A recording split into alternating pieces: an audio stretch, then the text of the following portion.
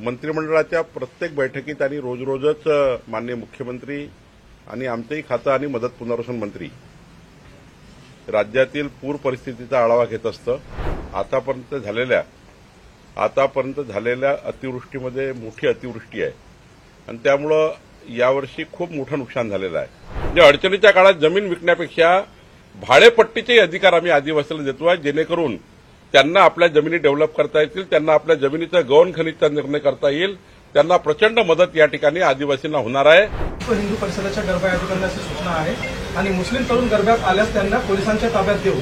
सर्व गरबा आयोजकांना विश्व हिंदू परिषदेचे निवेदन आहे. यावर आपण गरबा आयोजित करताना गरबा आयोजन समिती जी काही अटी शर्ती टाकतं त्यांचा अधिकार आहे. त्यामुळं त्या अधिकारावर कारण कुठला गरबा कुठल्या नियमाने अटी तयार केलेला आहे, त्यावर पोलिसांची काय परवानगी घेतलेली आहे. कारण प्रत्येक सांस्कृतिक कार्यक्रमाला पोलीस परवानगी देतं आणि आयोजकाची ती इच्छा असतं की कुणाला बोलवावं कुणाला नाही बोलवावं.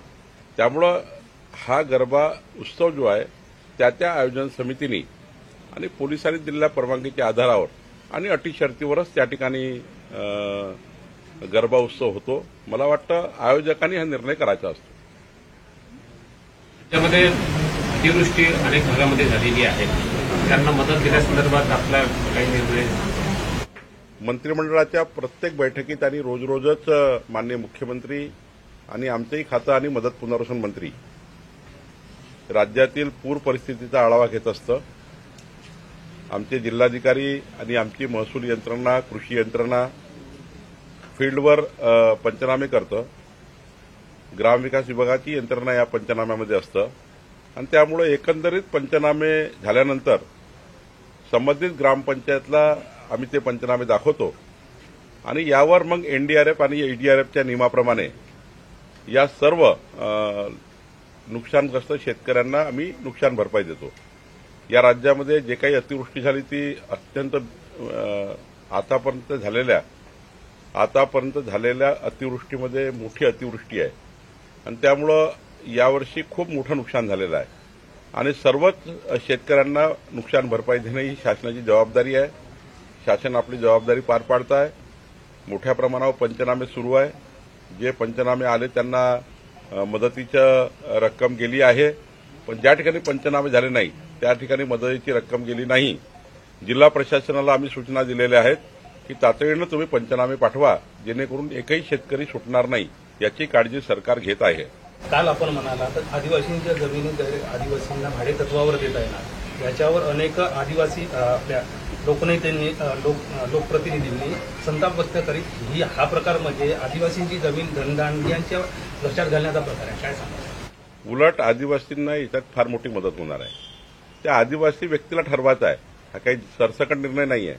एखाद्या शेतकऱ्यांना, आदिवासी शेतकऱ्यांना जर वाटलं की माझी जमीन डेव्हलप करायची आहे, माझ्याकडे एखादा गावातला कुठला तरी उद्योगपती शोधून त्यांनी डेव्हलप केली, तर त्याला त्याचा करारनामा कलेक्टरसमोर करायचा आहे आणि कलेक्टरसमोर करारनामा करून त्याला आपली जमीन डेव्हलप करायची आहे. त्याचा तो मंत्रालयापर्यंत अर्ज येतात आमच्याकडे. आता काय होत आहे, हे अर्ज कुणाकडे येतात? मंत्रालयापर्यंत येतात. आम्ही त्याचा फक्त अधिकार कलेक्टरला देतो आहे की कलेक्टरनी आपल्या स्तरावर ज्यांना जमीन द्यायची आहे, ज्यांना जमीन भाडेपट्टावर घ्यायची आहे, जसं आदिवासी जमीन जर नॉन आदिवासीला विकायची असेल तर मंत्रालयापर्यंत प्रकरण येतं त्याची परवानगी घ्यायला. त्याचप्रमाणे हा विषय आहे की एखाद्या जमीन डेव्हलप करायची आदिवासीला, त्याच्या मुलाला, तर मंत्रालयापर्यंत येता कलेक्टरला मी अधिकार देतो आहे.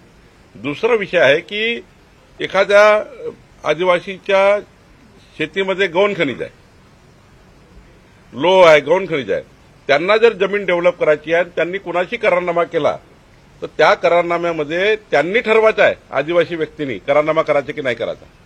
आणि करारनामा करायचा तर कुणासमोर करारनामा करायचा, तर घरी नाही करायचा, कलेक्टर समोर जाऊन करायचा. तिथे उद्या त्याचे हक्क जे आहेत आदिवासीचे हक्क प्रोटेक्टेड राहतील. आदिवासींना कोणी फसवू शकणार नाही. आदिवासी व्यक्तींना त्या ठिकाणी कलेक्टर समोर जो करार होईल त्या कराराप्रमाणे वागा लागेल जो घेणारा त्याला. आणि त्याचे पैसे किती असतील, कराराचे पैसे किती असतील, भाडेपट्ट्याचे किती पैसे असतील, हे सुद्धा कलेक्टरसमोर ठरवायचं आहे.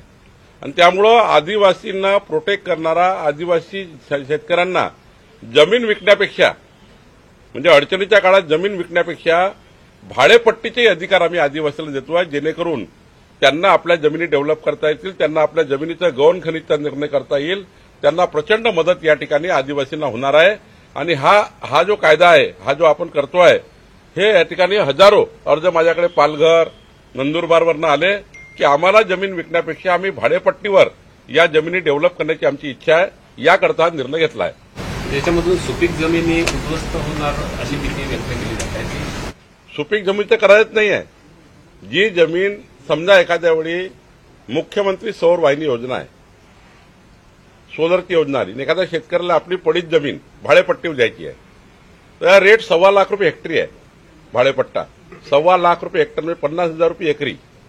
हा जर भाडेपट्टाचा अधिकार जर आदिवासीला दिला नाही तर मुख्यमंत्री सौर वाहिनी योजना तो आपली पडीत जमीन 30 वर्षाकरता भाड्यावर देऊ शकतो. मग ती जमीन आदिवासीच्या मालकीची राहील, विकायची गरज नाही, मालक आदिवासी राहील. कुठल्याही या कायद्यामध्ये मालक आदिवासीच आहे, त्याला जमीन विकायची नाही आहे, भाडेपट्टीवर द्यायची आहे. आणि भाडेपट्टा मिळाला तुम्ही वर्षाचे जर 50,000 रुपये एकरी कमवत नाही तर 50,000 तुम्हाला भाडं मिळणार आहे. आणि हे सुपीक जमिनीकरता नाही आहे, या नापीक जमिनीकरता निर्णय आहे, या गौण खनिजच्या जमिनीकरता निर्णय आहे. हा निर्णय सुपीक जमिनीकरता नाही. आणि ही मागणी आदिवासींची आहे, त्याला ठरवत आहे. पण जर त्यांनी ठरवलं की मला भाडेपट्टी द्यायची आहे, नियमच नाही आहे, मग कुठल्या नियमात त्याला विचारायला काम करता येईल. आणि म्हणून त्यांना सोपं करून दिलं आहे. आदिवासी भागातल्या पडीत जमिनी डेव्हलप करण्याचा हा निर्णय आहे.